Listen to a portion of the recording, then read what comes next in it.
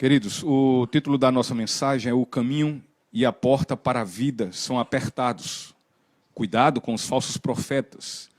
Seus caminhos e portas são largos. Mateus 7, versículo 13 ao 20. Vamos ler todos juntos. Mateus 7, versículo 13 ao 20. Diz assim o Evangelho segundo Mateus: Entrem pela porta estreita, pois larga é a porta e amplo o caminho que leva à perdição. E são muitos os que entram por ela. Como é estreita a porta e apertado o caminho que leva à vida. São poucos os que a encontram. Cuidado com os falsos profetas. Eles vêm a vocês vestidos de peles de ovelhas, mas por dentro são lobos devoradores. Vocês os reconhecerão por seus frutos. Pode alguém colher uvas de um espinheiro ou figos de ervas daninhas? Semelhantemente, toda árvore boa dá frutos bons, mas a árvore ruim dá frutos ruins. A árvore boa não pode dar frutos ruins, nem a árvore ruim pode dar frutos bons. Toda árvore que não produz bons frutos é cortada e lançada ao fogo. Assim, pelos seus frutos, vocês os reconhecerão. Então, queridos, Jesus, neste texto, ele vai adentrando aqui a reta final do Sermão do Monte, o início do fim deste sermão. E ele começa em seguida ao versículo 12. O versículo 12 é onde Jesus fala sobre a regra áurea, né? Ele fala sobre o versículo 12 de Mateus 7, que diz: Assim, em tudo, façam aos outros o que vocês querem que eles lhe façam, pois esta é a lei e os profetas. Queridos, de fato, aqui está uma regra de ouro, uma regra preciosa, uma regra máxima. Entretanto, não podemos entender e fazê-lo de forma, no entendimento equivocado, que essa regra é o resumo da verdade cristã, porque ela não é.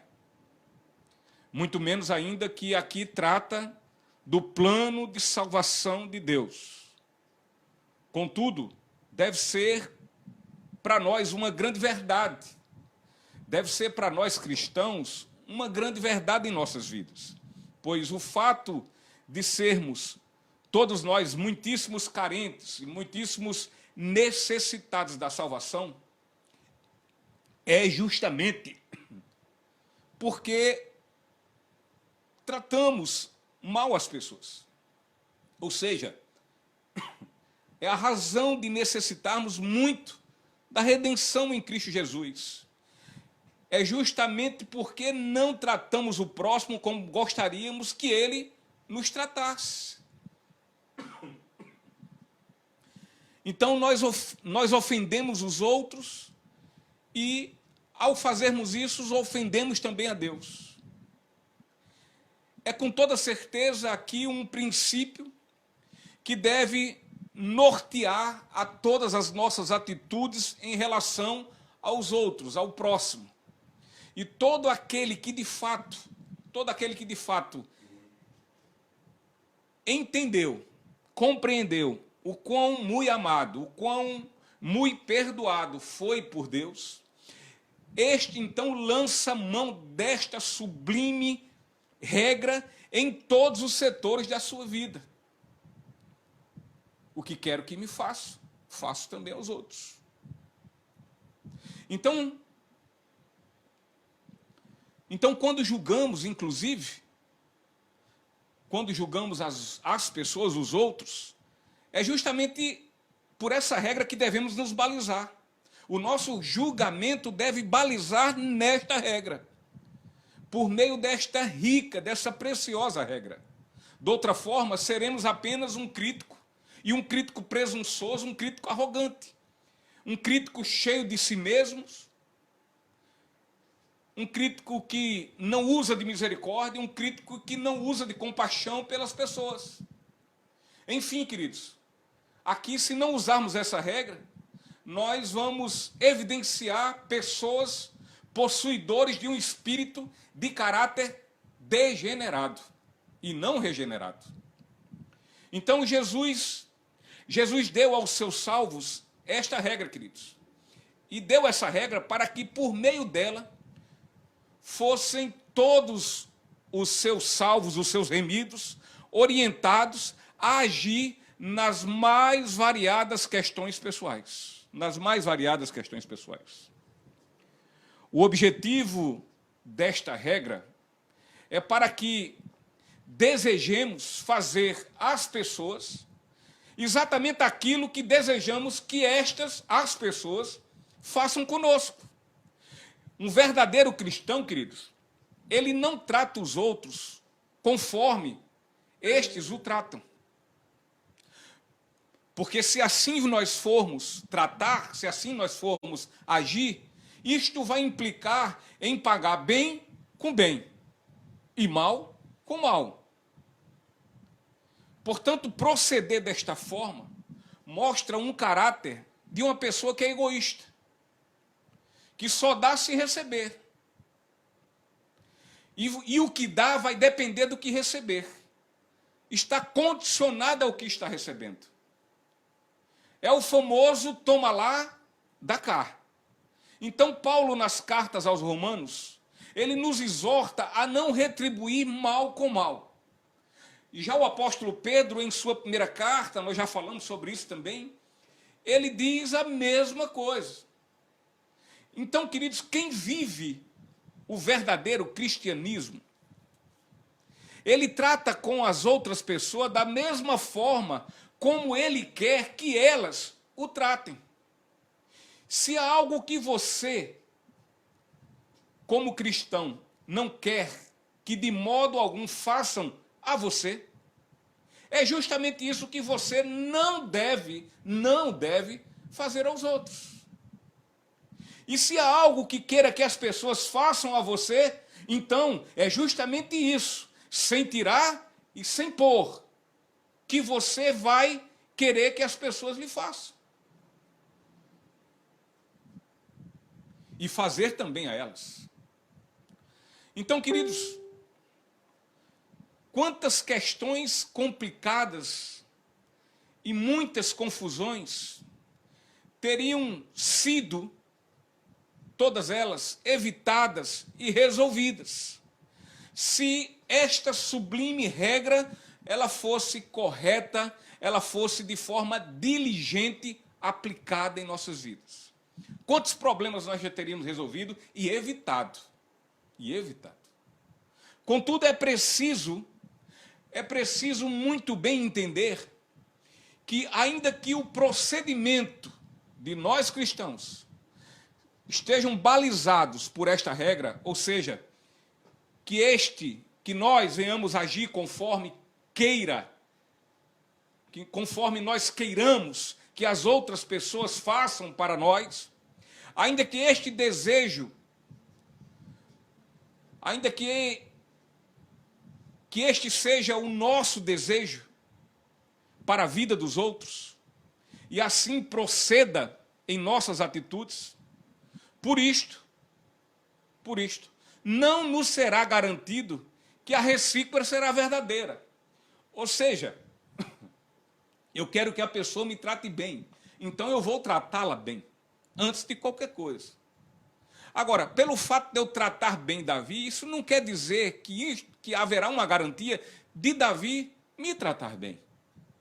Daquela pessoa com quem eu agi de forma positiva, isso não é também uma garantia que ela vai agir de forma positiva. Pode ser que não. Mas mas tudo isso, querido, nada importa na vida de um cristão. Pois o que importa aos cristãos não é o que os outros pensam, mas sim o que Deus tem certeza ao respeito deles. O que importa a mim e a você que é cristão, o que importa para mim não é o que as pessoas pensam de mim, mas o que Deus sabe e tem certeza ao meu respeito, ao meu procedimento.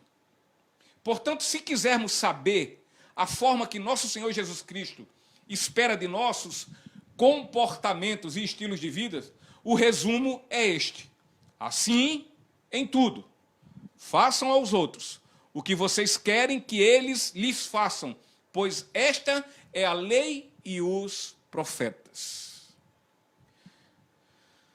O pastor Robert Charles Sproul, sobre isto, ele comenta da seguinte forma.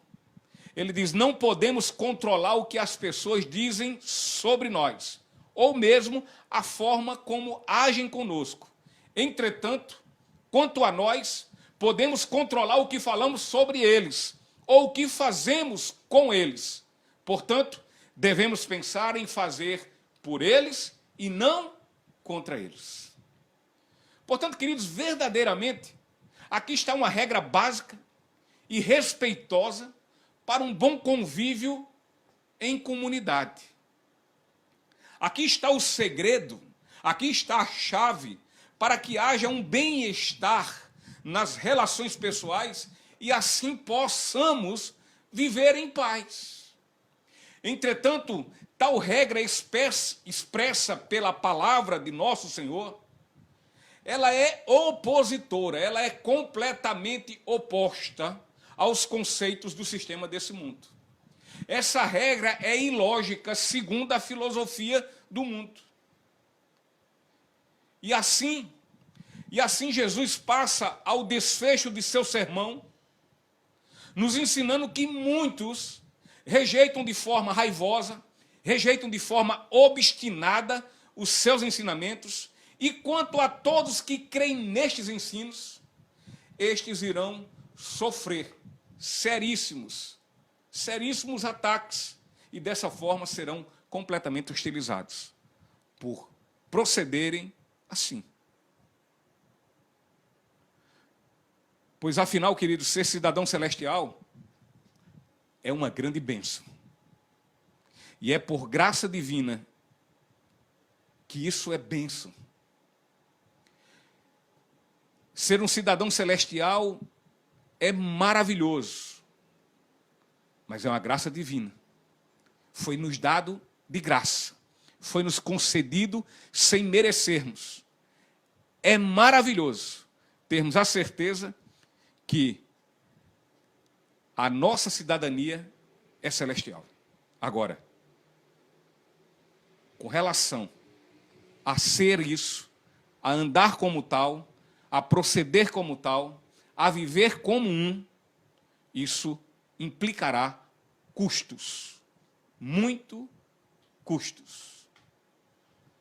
Então, assim, mediante o que aqui falamos, vamos agora observar aqui, neste texto, duas maravilhosas verdades. E a primeira verdade nós vamos verificar nos versículos 13 ao 14. Entrem pela porta estreita, pois larga é a porta e amplo o caminho que leva à perdição. E são muitos, repito, e são muitos os que entram por ela. Como é estreita a porta e apertado o caminho que leva à vida, são poucos os que a encontram. Repetindo também, são poucos os que a encontram. Então aqui está uma declaração de nosso Senhor Jesus Cristo, uma declaração onde ele afirma que só há um caminho que nos leva a Deus. Contudo, queridos, a ideia da humanidade, que tem seus fundamentos para a compreensão de seus comportamentos e estilos de vida,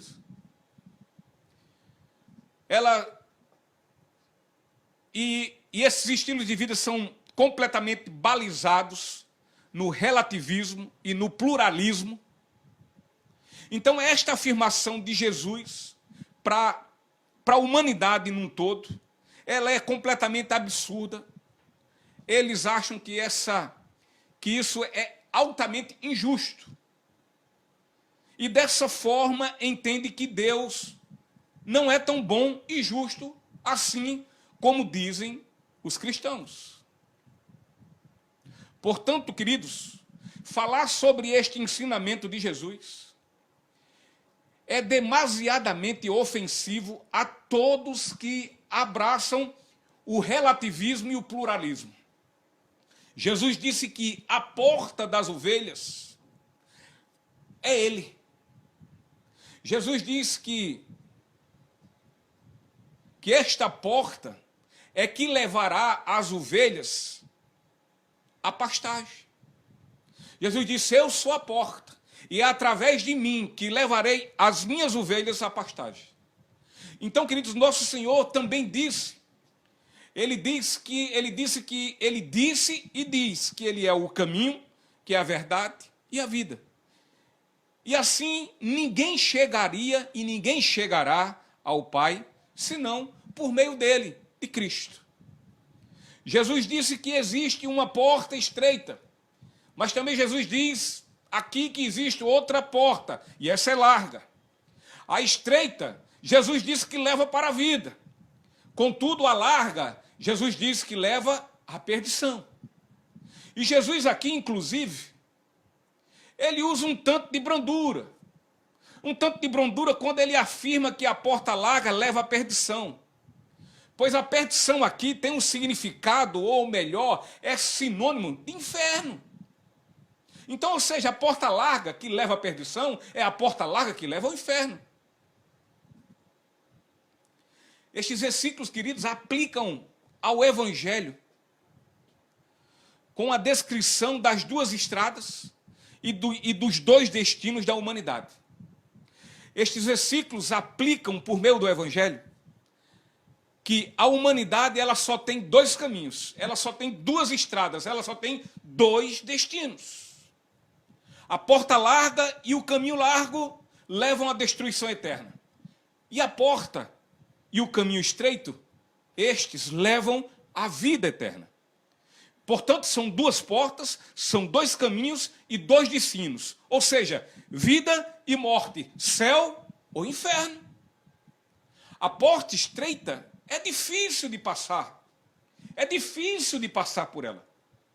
E ao passar por ela, aí começa o caminho.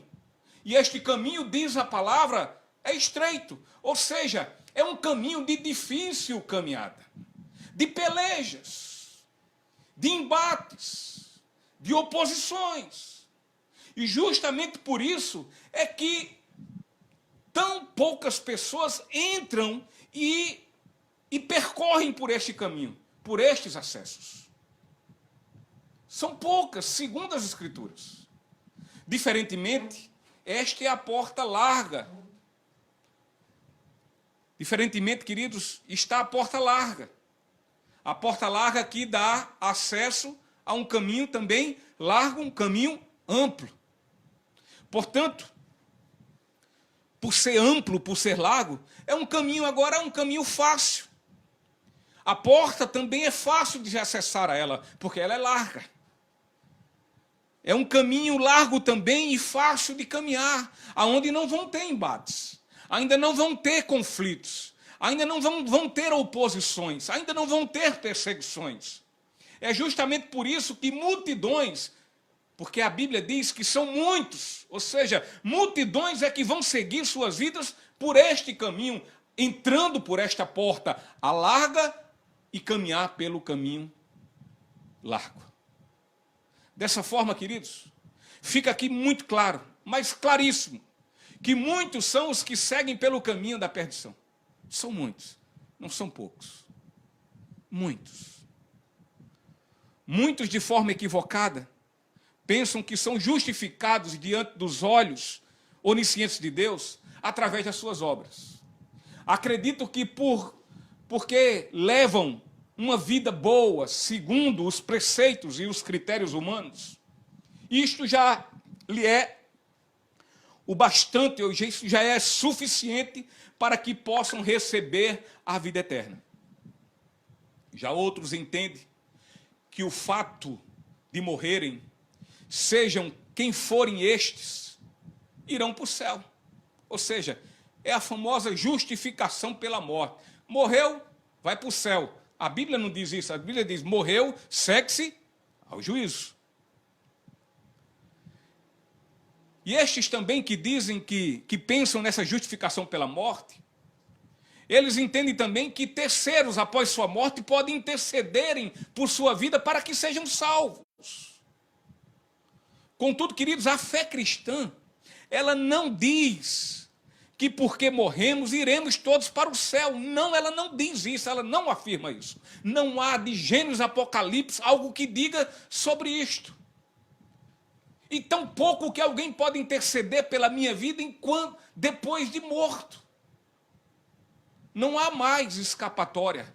Se eu não criei enquanto vivo, depois de morto, não existe mais opção. Não há mais não há mais como haver nenhuma condição de salvação. Contudo, queridos, os ensinamentos de Jesus, ele vai nos deixar muito claro que a maioria é justamente essa que não vai andar pelos seus caminhos, pelo caminho do Cristo, pelo caminho estreito, pelo caminho segundo os seus princípios. Ele me deixa muito claro que a maioria não vai, mas somente uma minoria de remidos, contados, é que lá estarão. Portanto, estes são poucos. A grande maioria tende a acessar a porta larga, que leva ao caminho largo, portanto, à perdição. E assim, querido, Jesus, quando falou sobre a entrada em seu reino, ele o faz referindo a algo muito convidativo. Mas, ao tempo que é convidativo, também é muito difícil. A entrada, ela é favorável, por outro lado, leva a circunstâncias desfavoráveis. Favorável é porque estes que entram são aqueles que o Senhor vai chamar lá na frente de benditos, benditos meus, benditos do Senhor, é aqueles a quem o Senhor vai chamar servo bom e fiel. Estes benditos, a entrada pela porta estreita vai lhe ser infinitamente favorável, gloriosamente favorável, graciosamente favorável. Porque afinal eles serão consolados. Porque afinal eles herdarão a terra celestial. Porque afinal eles não terão mais sede, eles não terão mais fome. Sabe por quê, queridos? Porque agora eles serão satisfeitos, eles receberão misericórdia, eles serão glorificados na presença de Deus e esses serão chamados de filhos de Deus. É favorável entrar, acessar pela porta estreita é favorável. Porém, queridos, é completamente desfavorável, porque vão percorrer, no que tange a percorrer, no que tange a caminhar no caminho, que agora vai ser um caminho de perseguição, um caminho de injustiça, de calúnia, de insulto. É desfavorável, queridos, porque o caminho é de colisão, é de confronto, pois é o caminho na contramão das filosofias e dos conceitos do mundo. É desfavorável porque não estarão satisfeitos com o modismo. Estes que entram pela porta e caminham por este caminho estreito, eles não são daqueles que vão segundo a moda, eles vão segundo a palavra como absoluta e imutável, que não muda. É ela, aquela palavra de antes, de hoje e eternamente. Eles não deixam se levar pelo modismo, eles não se acomodam, eles não se conformam, eles não se amoldam. É desfavorável andar por este caminho, porque as nossas decisões de como andaremos em estilo de vida, elas não estão baseadas no que pensam a maioria e as multidões, mas como a minoria. Portanto, queridos, não seguiremos a moda e assim não andaremos segundo os preceitos do mundo. Aqueles que entram pela porta estreita e que andam pelo caminho estreito não andam conforme o mundo.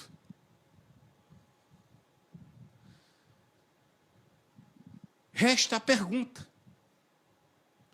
Qual o caminho que eu e que você estamos percorrendo? Em que caminho nós estamos viajando? Você é viajante de qual desses caminhos? O estreito ou o largo? Uma coisa é certa, queridos.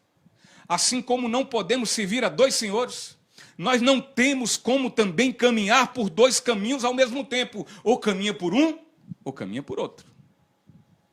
Não tem como. Não há como haver uma divisão.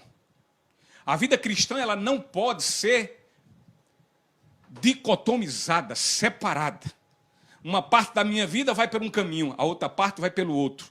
Uma parte da minha vida entra pelo caminho, entra pela porta estreita e anda pelo caminho estreito. A outra parte não, a outra parte vai por lá. E às vezes até só vai para cá 1,2. Ou 20%, 10% da minha vida. Não há. Como não se serve a dois senhores, não se pode caminhar por dois caminhos. Qual tem sido o seu caminho?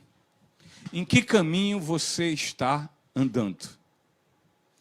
Se sua resposta é que você tem vivido como Maria vai com as outras, ou seja, você é daquele que anda com a maioria, isso quer dizer que você está seguindo qualquer outra fé, menos a de Cristo. Pois, segundo ele, a fé que salva, a fé no Cordeiro Santo de Deus, aquela que nos redime, que nos lava, que nos purifica de todo o pecado, aquela que nos tira da sepultura do pecado, aonde nós estávamos mortos e que nos vivifica, esta fé é aquela que faz com que se entre pela porta estreita e assim caminhe pelo caminho estreito. Se você entrou pela porta estreita e segue pelo caminho também estreito, isto quer dizer que você está andando categoricamente em oposição ao sistema desse mundo. Que você não está se amoldando com ele. Que você não é Maria, vai com as outras. Que você não se amolda, que você não se conforma, mas ao contrário, você é inconformado. O que você fez e ainda faz, e a decisão de fé esteve e sempre estará fora de moda e em desacordo com as filosofias dos homens, não interessa. A fé cristã, queridos, e sua consequência, ou seja, o processo de santificação, o caminho do discipulado, está completamente fora de moda segundo o mundo.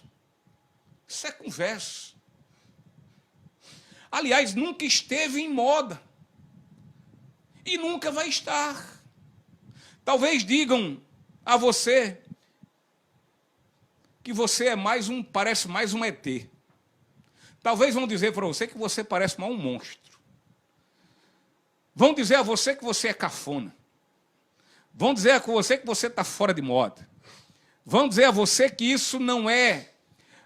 que o mundo mudou, que as coisas mudaram, que não é mais desse jeito, que é preciso se adequar, que os pensamentos evoluíram, que os pensamentos do mundo são outros, e você precisa andar segundo eles. Se você não faz isso, e você é considerado um maluco, um esquisito, um estranho, um alienado, um doido, um fanático, deixa eu dizer uma coisa a você. Fica tranquilo. Fique frio, como diz, fique peixe. Fique tranquilérrimo. É sinal, queridos, tudo isso, que você está no caminho estreito. Pois este é o caminho estreito. Esse caminho estreito é justamente esse que as pessoas nos olham dessa forma, como esquisitos, como ETs. Então fique tranquilo. Se você é comparado à semelhança, agora se você é comparado à semelhança dos preceitos mundanos, aí é algo que você deve muito se preocupar. Quem sabe você se preocupa. Se você for aquele que entrou pela porta estreita e por acaso está querendo desviar-se e se acomodar, se conformar, se amoldar, participar agora do modismo, e se você está andando por este caminho, e você entrou pela porta estreita, é bom se preocupar. Porque o Senhor, Jesus Cristo, o Cordeiro Santo de Deus, Ele não lhe lavou pelo precioso sangue, com o precioso sangue dele, para lhe tirar do mundo, para lhe tirar da sepultura do pecado, para quando você ainda estava morto em seus delitos e pecados, Ele lhe lavar, lhe remir, perdoar seus pecados e vivificar. Ele não fez todas essas coisas para você andar no mundo como quem do mundo é. Ele não fez. Prepare-se, porque se você entrou pela porta estreita, prepare, porque a coisa vai apertar para o seu lado. Porque aqueles que o Pai lhe deu, Ele não lança fora. Ele vai botar você no seu devido lugar, custe o que custar. Muito mais Ele pagou por você, o custo do seu sangue, quanto mais as outras coisas. Nem se preocupe. Agora, se você quer continuar, é sinal que você nunca entrou pela porta estreita. Você entrou pela larga mesmo. E é por isso que você caminha na larga. E é por isso que você não sente nenhum constrangimento. É por isso que você não sente nenhuma tristeza. E vai continuar até que um dia você encontre de fato e de verdade a porta estreita. E entre por essa porta e siga as pastagens verdejantes do Senhor. A segunda verdade, queridos. A segunda verdade, nós vamos observar nos versículos do 15 ao 20.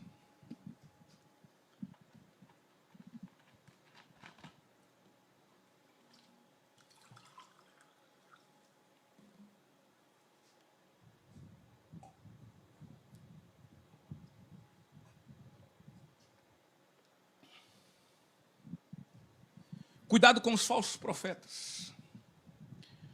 Eles vêm a vocês vestidos de peles de ovelha, mas por dentro são lobos devoradores. Vocês os reconhecerão por seus frutos. Pode alguém colher uvas de um espinheiro ou figos de erva de aninhas? Semelhantemente, toda árvore boa dá frutos bons, mas a árvore ruim dá frutos ruins.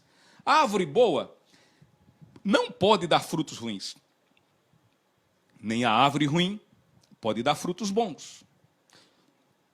Toda árvore que não produz bons frutos é cortada e lançada ao fogo. Assim, pelos seus frutos, vocês o reconhecerão. Então, agora Jesus passa a falar sobre um dos problemas que deixam o caminho estreito difícil. Ou seja, Jesus passa a falar sobre os falsos profetas. Os falsos profetas a quem muitos hoje, professos cristãos, ditos cristãos, têm amado, têm exaltado, têm os ouvido, têm assentido com as palavras que eles têm dado, com as suas filosofias. Queridos, o maior problema da nação de Israel, no tempo do Antigo Testamento, o grande problema deles não era o poder bélico, militar, não eram as armas, né, e todos os seus equipamentos do exército inimigo. E nem tampouco quão numeroso era esse exército. Mas a maior ameaça de Israel sempre foi, repare bem, sempre foi a presença e influência dos falsos profetas.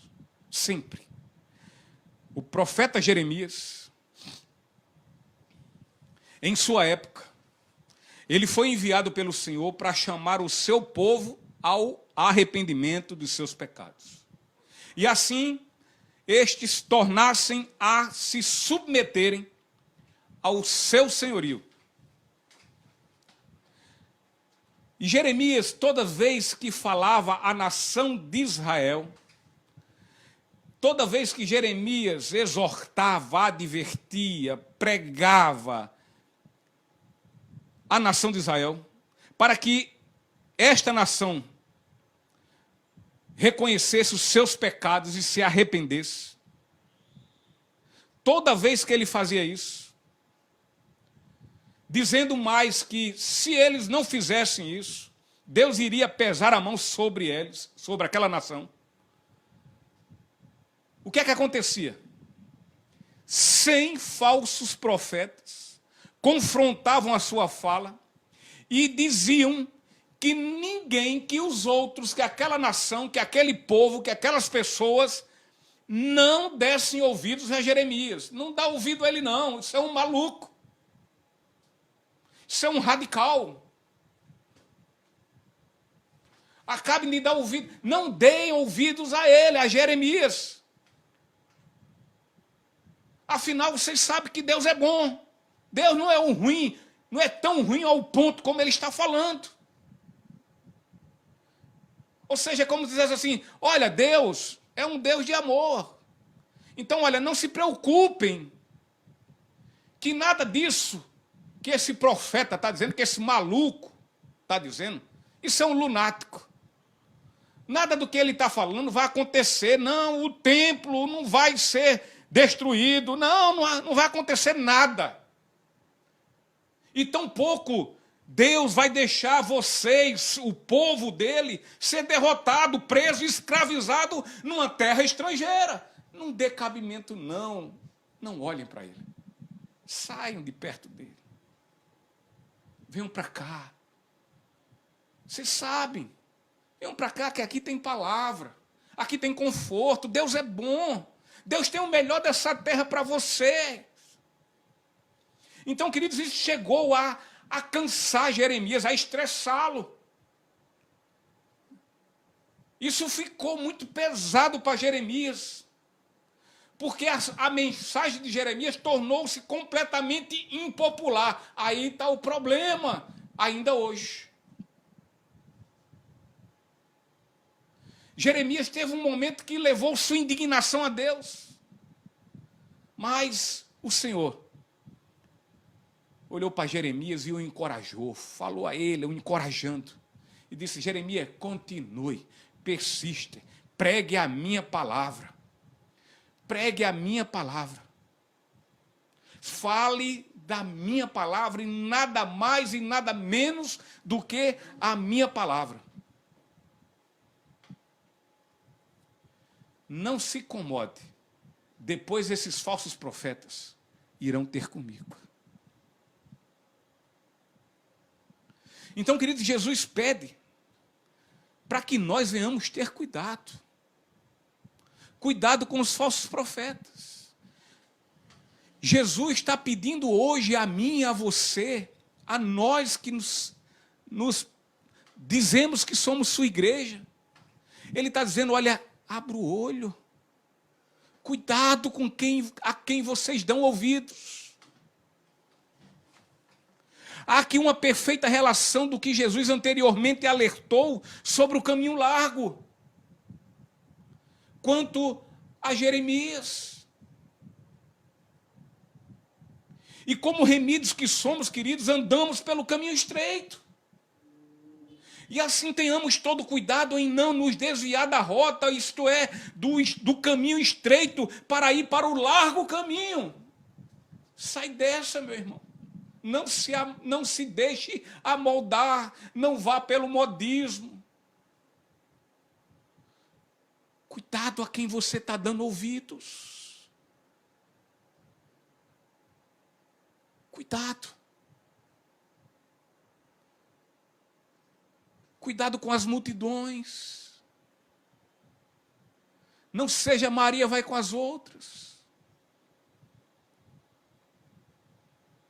Se sua igreja é uma igreja fiel à palavra, louve a Deus por isso. Porque existe ainda remanescentes e sempre existirá os de Deus que não se deixarão levar, não se venderão.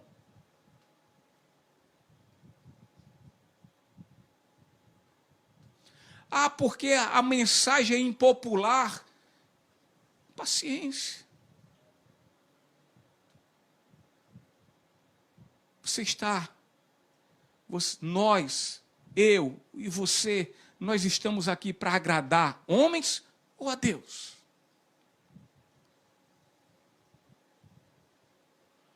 Portanto, estejamos alertas, cuidadosos quanto aos falsos profetas. Eles são semeadores de sementes corrompidas e infestadas de erros.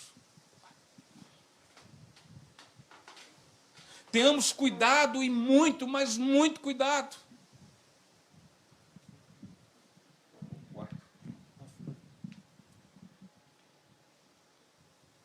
Portanto, queridos, uma vez que o mundo inteiro está cheio de falsos profetas, que venhamos, abrir os olhos, para que nós não sejamos enganados. Os fariseus enganavam-se a si mesmos, pois eram certos e convictos que eram justos e estavam acima de qualquer acusação. Ao tempo que também tinha certeza de como as outras pessoas eram pecadoras. Por todo lugar aonde o fiel evangelho é pregado, queridos, aonde ele é ensinado, porque o evangelho deve ser pregado e ensinado. Jesus fazia assim, ele pregava e ensinava. Explicava, nos seus mínimos detalhes.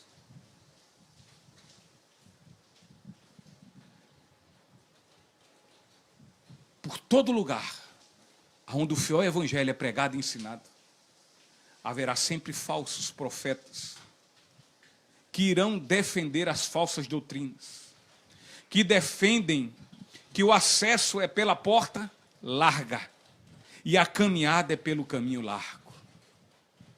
Estes estarão sempre dissolvendo, ou pelo menos intentando, na intenção de dissolver o evangelho.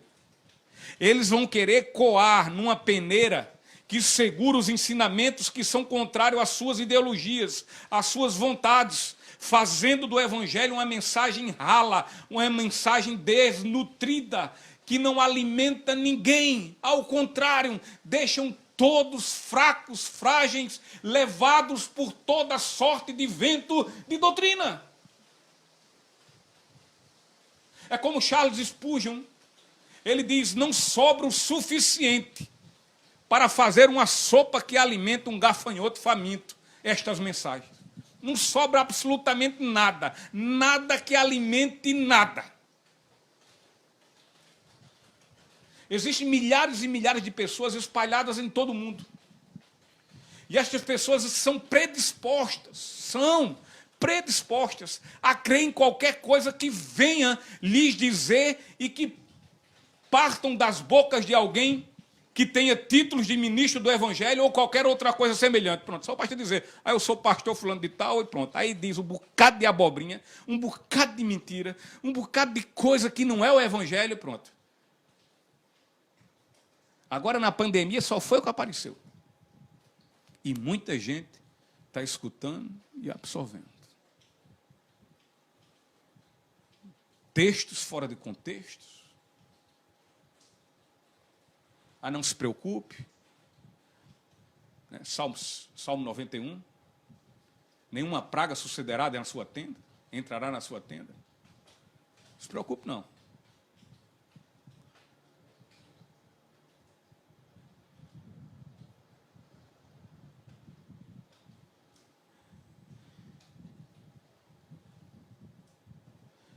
As pessoas escutam tudo de todo mundo e absorvem.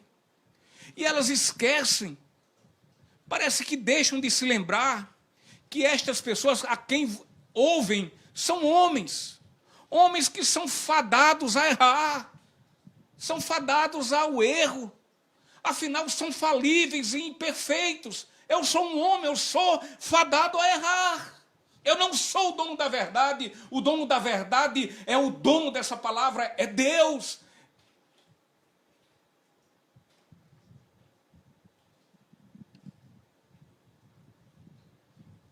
Porque fulano é um pastor, tem muito conhecimento teológico. Muito bem, coisa boa.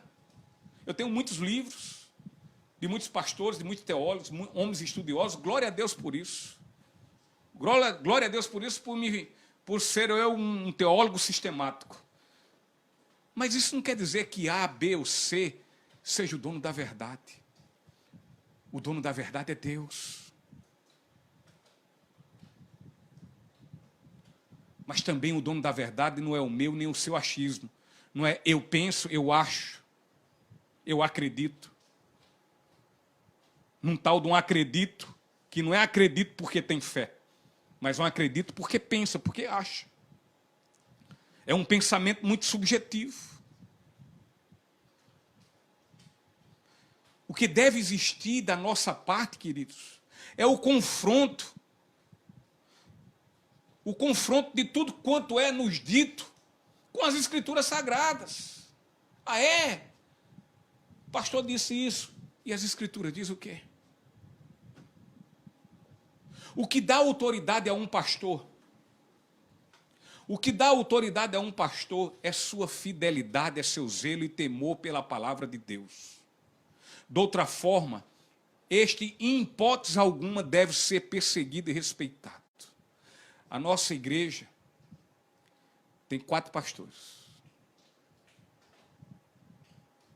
Eu, pastor Sóstenes, pastor Carlos e pastor Roberto.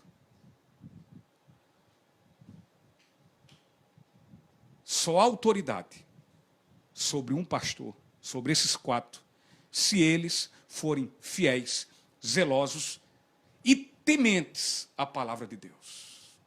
De outra forma, esqueça. Fiéis, porque só pregam ela. Zelosos, porque tenham cuidado em estudar, tenham cuidado em ser aplicados, tenham cuidado em preparar essa mensagem para não estar dizendo abobrinhas. E temor pela palavra, sabe por quê? Porque ama essa palavra e amando se submete. Prega, tem cuidado, zelo, estuda e aplica. Não só à congregação, mas, antes de mais, à sua vida. De outra forma, não tem autoridade.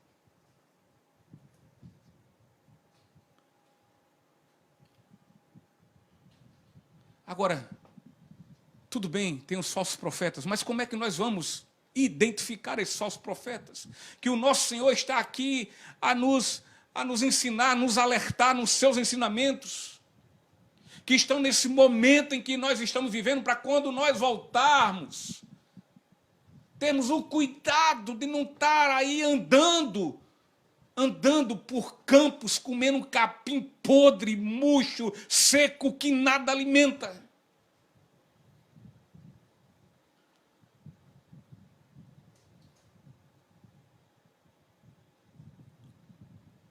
De que forma nós vamos identificá-los? Jesus deixou-nos um ensinamento quanto a isso. O versículo 16, ele diz: vocês os reconhecerão por seus frutos. A vida libertina dos falsos profetas e seus ensinos diabólicos, com seus ensinos destrutivos, vão com certeza denunciá-los. Os efeitos e frutos do Espírito Santo somente podem nascer e crescer sobre o solo do próprio Espírito Santo. Esse é o campo fértil, o Espírito Santo. A semente, a palavra é dada, como hoje está dando. Se você tem o Espírito Santo, você tem um campo fértil, então essa semente haverá de eclodir e vai crescer e produzir. E muito. Vai dar frutos. Porque, no mais, queridos, são frutos oriundos de semeaduras em solos duros, ou seja, daqueles que são céticos. Até dizem que crê, mas não creem em nada, na verdade. De pedregosos. Até dizem que tem uma fé, mas é uma fé rasa, superficial. Superficial. Que não tem raízes, que não tem que não há fundamento. Solos espinhosos. até diz que crê, mas na verdade a sua fé está na vista, está naquilo que vê, naquilo que pega, está na sua cobiça, na sua avareza, nas suas preocupações com este mundo. E todos esses solos não frutificaram e jamais frutificarão. Então, queridos, nosso Senhor Jesus Cristo, Ele quer nos dizer aqui que os falsos profetas, eles poderão ser reconhecidos pelo que produzem, pelas consequências mostradas no decorrer da vida da igreja. Jesus está nos chamando a atenção, queridos. Ouça o que o Senhor quer nos dizer e se submeta à palavra daquele que é o teu Salvador, é o teu Senhor. O liberalismo teológico do século XIX foi, sem sombra de dúvidas, um dos maiores lobos que insurgiu contra a igreja. Na época, muito poucos conseguiram enxergar as investidas através desse movimento teológico liberal. Muitos não se deram conta o que estava acontecendo. Entretanto, o resultado foi desastroso. O resultado foi terrível, aliás, foi diabólico. E está sendo visto e sentido também em nosso tempo. As grandes igrejas e ministérios que existiam antes na Europa, hoje são prédios completamente vazios, ou se não, são prédios com outra função. Não são mais igrejas. São supermercados, bares, boates e tantas outras coisas.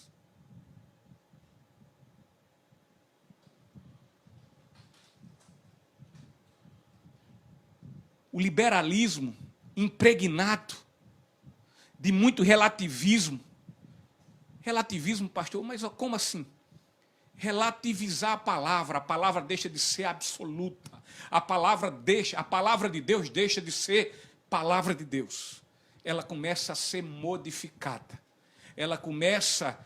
Estes começam a querer amoldar as palavras de Deus, a palavra de Deus, o critério de Deus, os princípios de Deus, as filosofias de Deus a este mundo, ao modismo e a tantas outras coisas. E o pluralismo também. O pluralismo, ou seja, não, todas as religiões são certas, todas elas são boas, todas elas levam a Deus.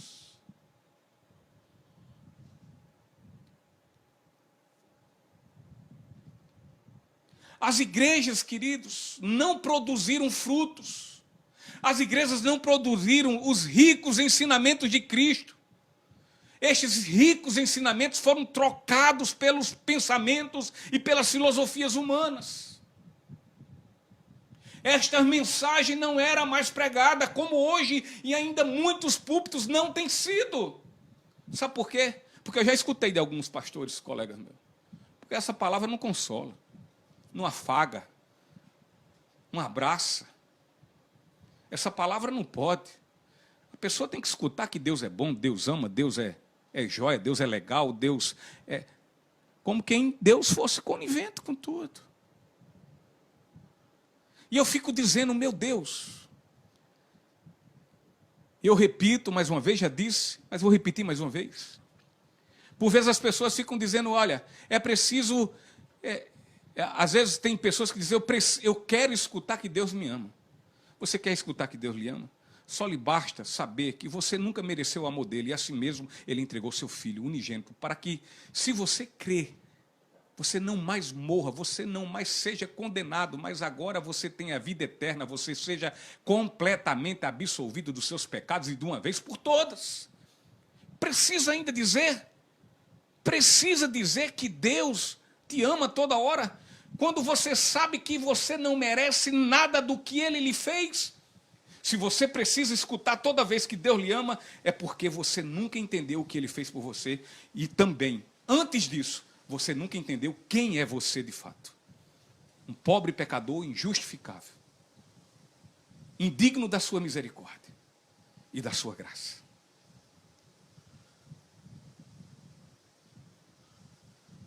É um liberalismo teológico impregnado de relativismo, de pluralismo, onde trocar os ensinamentos de Deus pelos pensamentos e pelas filosofias humanas. O absolutismo certo da palavra de Deus foi e tem sido substituído dia após dia pelo politicamente correto. Politicamente correto. Há um dito que diz: política, futebol e religião não se discute. Não diz isso muito? Esses que defendem essa afirmação são os mesmos que afirmam que todos os caminhos levam a Deus, todo caminho leva à salvação. E que também todas as crenças têm um único Deus. Afinal, é o único Deus, aonde não é. Aqui estão as consequências dos falsos ensinos, proclamados pelos falsos profetas, que se apresentam como cordeiros, se apresentam como cordeiro com aquela filosofia, com aquela conversa, com aquele discurso humanista, ou seja, colocando o homem no centro de tudo. Os discursos, as mensagens, são as palestras, são somente antropocêntricas. É o homem no centro, é o homem no centro das atenções, E tudo isso tem enganado as pessoas, meus irmãos. Abram os seus olhos, abram os seus ouvidos.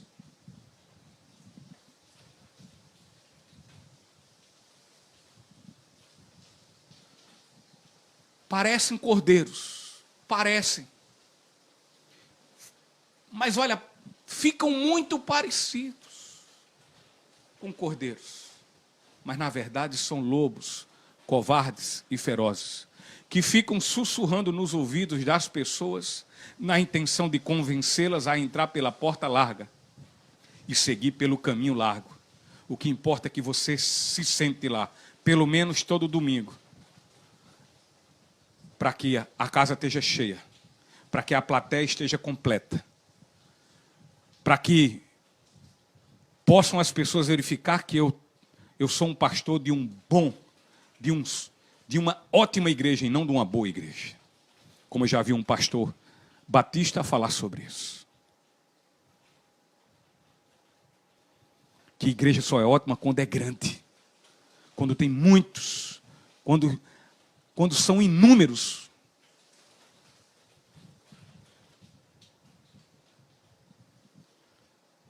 Se é atrás disso que você está atrás, você tem pensado numa igreja para si, numa igreja grande, cheia de estrutura, cheia de muitas pessoas, cheia de muitas atividades. É isso que para você é importante. Deixa eu dizer uma coisa a você. Você tem que procurar uma igreja que é fiel às Escrituras Sagradas e que tenha compromisso com o ensino do Evangelho, para o benefício da sua vida. Valorize a sua igreja se ela é assim. Glorifique a Deus por isso, não os pastores, mas a Deus. Glorifique ao Senhor, agradeça, porque a sua igrejinha pequenininha, que ainda não tem ar-condicionado, que ainda não tem cadeiras confortáveis, e talvez nunca tenha, porque tem outras coisas muito mais importantes para se investir no reino dos céus, do que uma cadeira para se passar 2 horas sentado. Eu conheço muita gente que passa o dia todinho em pé trabalhando. E por que não pode passar 2 horas no tamborete? Ou em pé mesmo. Para o Senhor.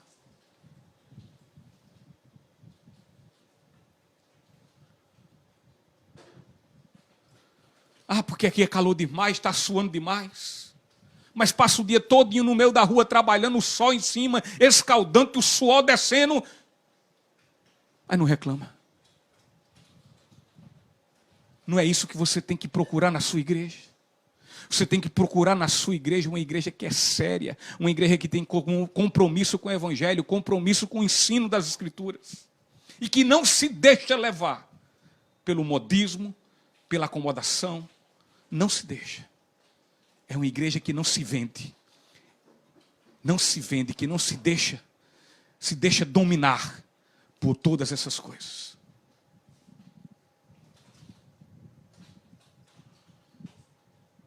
Portanto, Jesus, com sua ilustração, Ele quer nos mostrar que a verdadeira e legítima fé em nosso Senhor Jesus Cristo, ela transforma a vida, e assim esta vida transformada, ela passa a dar frutos para a glória de Deus.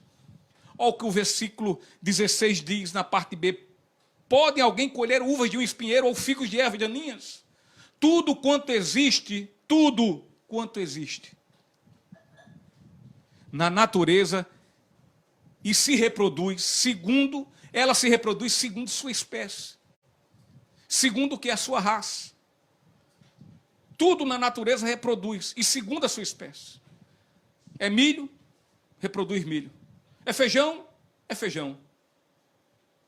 É uma onça, onça. É gente, gente. No reino espiritual, queridos, quem é espiritual reproduz o que também é espiritual. Olha o versículo 17. Semelhantemente, toda árvore boa dá frutos bons, mas a árvore ruim dá frutos ruins. Da mesma forma que uma árvore não pode dar fruto que não seja dela mesmo, também o diabo não pode buscar a santificação, queridos. A injustiça não poderá dar luz à justiça. A mentira não poderá produzir verdade. A motivação superficial, interesseira e falsa não levará a um crescimento, não levará a maturidade da fé. As intrigas e contendas não trarão paz. Não trarão paz. E muito menos ainda, o egoísmo, olhar para seus próprios interesses, isso não poderá gerar nos corações um amor ágape, um amor altruísta, um amor que pensa nos outros. Como disse, queridos, tudo quanto existe na natureza se reproduz segundo sua espécie e raça. No reino espiritual, quem é espiritual reproduz o que também é espiritual.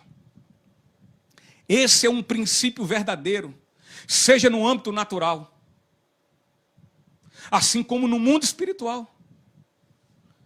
O que é espírito, reproduz espírito. O que é da natureza reproduzirá. Portanto, a vida e os ensinamentos dos que proclamam o evangelho do Senhor, deste evangelho, deveriam e devem ser aprovados. Caso não, aí estão verdadeiros falsos profetas, e a orientação do verdadeiro pastor, Jesus, é que não os ouçam. Não os ouçam. Jeremias 23:16 diz: assim diz o Senhor dos exércitos, não ouçam o que os profetas estão profetizando para vocês. Eles os enchem de falsas esperanças, falam de visões inventadas por eles, mesmos os que não vêm da boca do Senhor.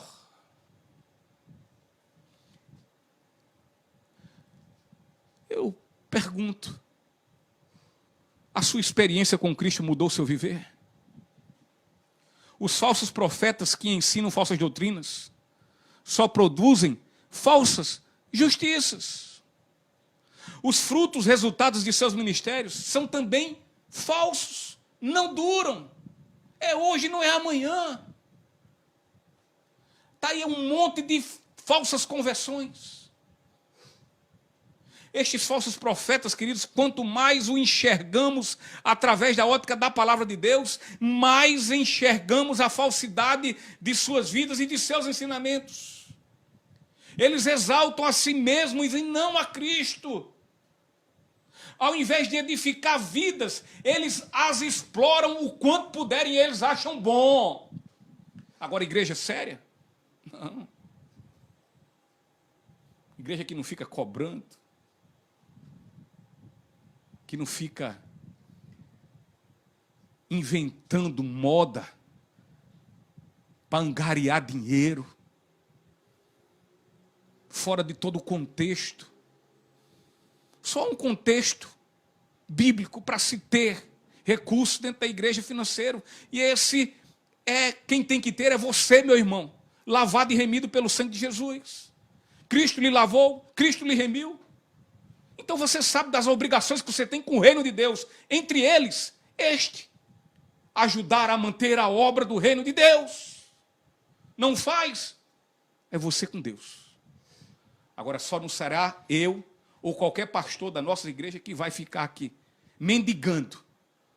Ou dizendo, não dê não porque vai acontecer isso ou porque vai acontecer isso. Nem espere. Este ministério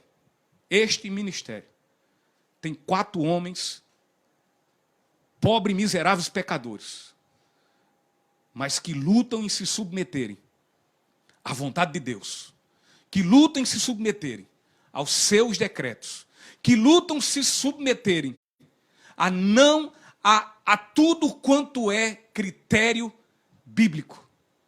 Fora disso, nós estamos fora. Não vão ver isso de nenhum de nós.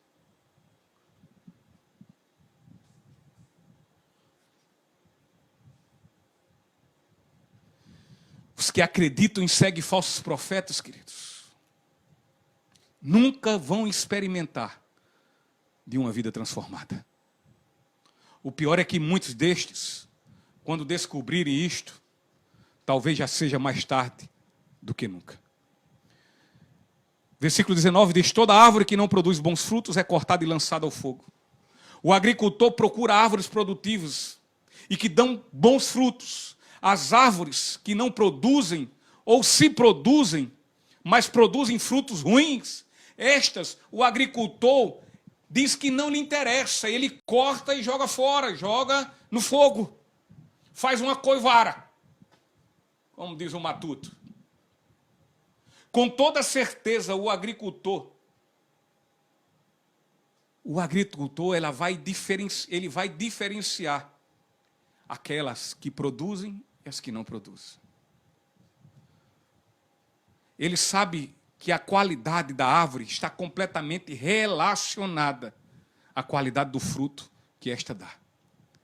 Com toda certeza, o agricultor precisará, ele vai precisar, ele vai dizer categoricamente se uma árvore é boa ou se é de má qualidade. E sendo assim, se for de má qualidade, diz o agricultor, diz o mestre dos mestres, diz o Senhor dos senhores, diz nosso Senhor Jesus Cristo, toda árvore que não produz bons frutos é cortada e lançada ao fogo. Este é o destino dos falsos profetas, serem lançados ao fogo. Por fim, Jesus resume este ensinamento. E aí ele diz, assim pelos seus frutos, vocês o reconhecerão. Temos de abrir muito bem nossos ouvidos, queridos, aos ensinamentos de Jesus e não os negociar por nada neste mundo. E assim venhamos tapar também os nossos ouvidos aos ensinamentos da cultura humana, que é algo completamente caótico, bagunçado e desordenado. Se quisermos viver a vida que Cristo quer que vivamos, temos que correr dos falsos ensinos.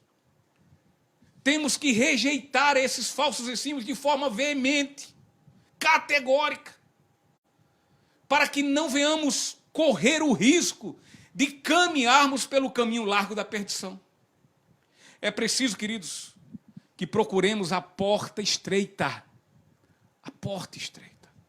pela qual devemos entrar, pois todas as demais portas conduzem à perdição. O caminho da caminhada cristã é o caminho estreito. É o caminho que haveremos de ter enfrentamentos. É o caminho das colisões.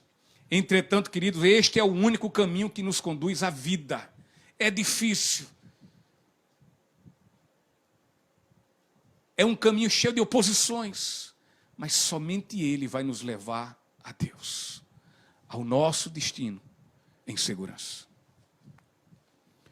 Qual pode ser a nossa maior segurança contra os falsos profetas? Qual pode ser? A resposta não é outra senão o estudo cotidiano e regular da palavra de Deus. O estudo cotidiano. O que é cotidiano? Todos os dias. Um estudo regular. E não, eu estudo hoje, eu leio hoje alguma coisa e daqui a um ano. Isso não é nem estudar. Façamos isso sempre, queridos. É o segredo para que você identifique tudo isso. É o segredo para que você ande pelo caminho estreito, porque pela porta estreita foi onde você entrou, ou não. Se você, para poder você andar pelo caminho estreito, você tem que conhecer conhecer a palavra de Deus e por ela ser orientado, ou seja, ser submisso a ela e percorrer aquilo ali, custe o que custar.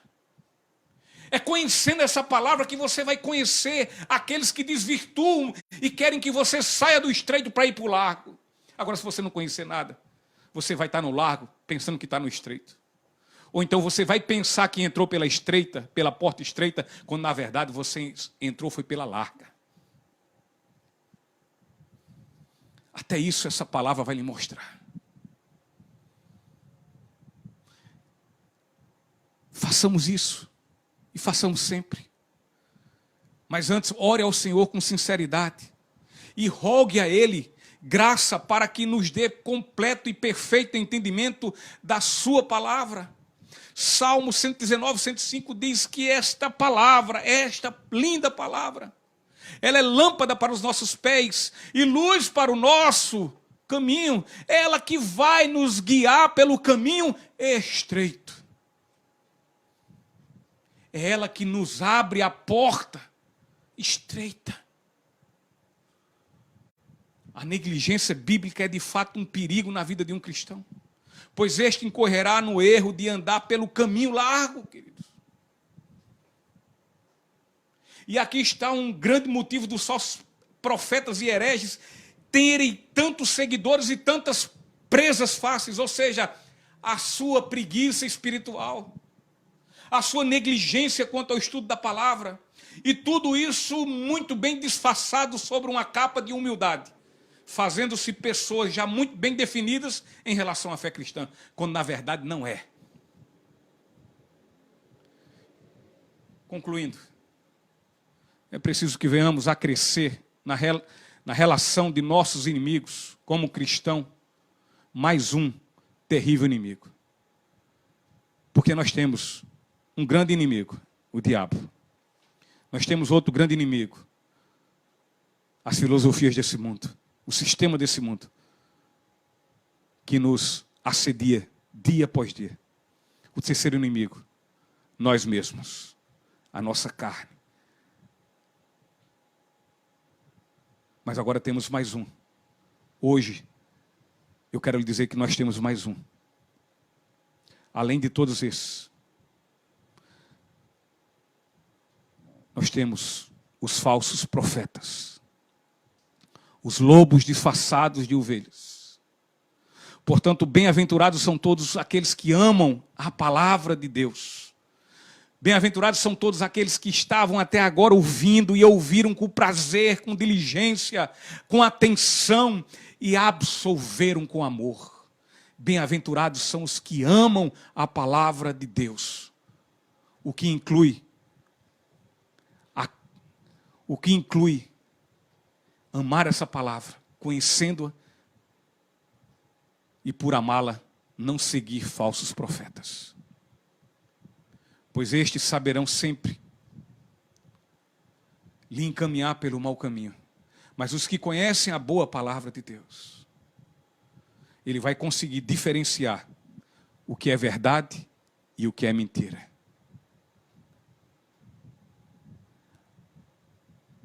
O que é Deus e o que não é Deus. Portanto, irmãos, eu espero que mais uma vez essa noite o Senhor tenha nos ensinado, tenha aberto nossa mente para ouvi-lo. E o Senhor diz, cuidado. Porque se é a vida eterna que você anela e que você deseja, o caminho e a porta são apertados.